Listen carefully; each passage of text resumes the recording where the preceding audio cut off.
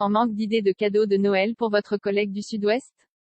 Et si vous lui offriez le Monopoly du Tarn, un jeu officiel créé par BM Service en partenariat avec Hasbro? Tout au long des 40 cases, les lieux emblématiques du département ont été recensés afin de faire la promotion du territoire. Ainsi, Cordes-sur-Ciel, élu village préféré des Français en 2014, a logiquement été placé en lieu et place de la fameuse rue de la Paix. Et pour arbitrer le duel entre les deux plus grandes villes du département, Albi et Castres, la cité épiscopale, chef-lieu du Tarn, occupe les cases vertes, soit la deuxième zone la plus chère. Que les fans du CO se rassurent, leur ville a été placée juste avant, sur les cases jaunes. La légende disant que ce sont sur ces cases qu'on tombe le plus souvent, selon le témoignage d'une habitante à la Dépêche du Midi, l'honneur est sauf. Lautrec, Gaillac et le musée Goya. Les autres communes touristiques du département ont été regroupées par zone géographique, sans volonté de les classer selon une hypothétique valeur.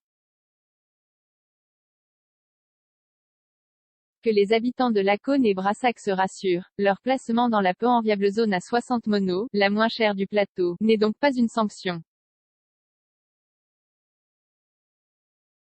Pour mieux mettre le patrimoine en avant, une photo accompagne chaque case.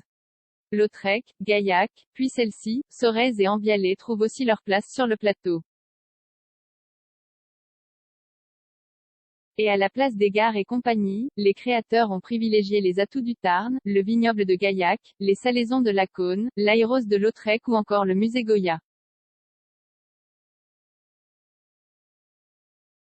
Pour le président du conseil départemental, Christophe Ramon, ce Monopoly démontre l'unité de notre territoire, et doit donner envie de prolonger la partie par des visites réelles. 0 commentaire 0 partage, partagé sur Messenger, partagé sur Facebook, partagé sur Twitter, partagé sur Flipboard, partagé sur Pinterest, partagé sur LinkedIn, envoyé par mail, sauvegarder une faute, imprimé.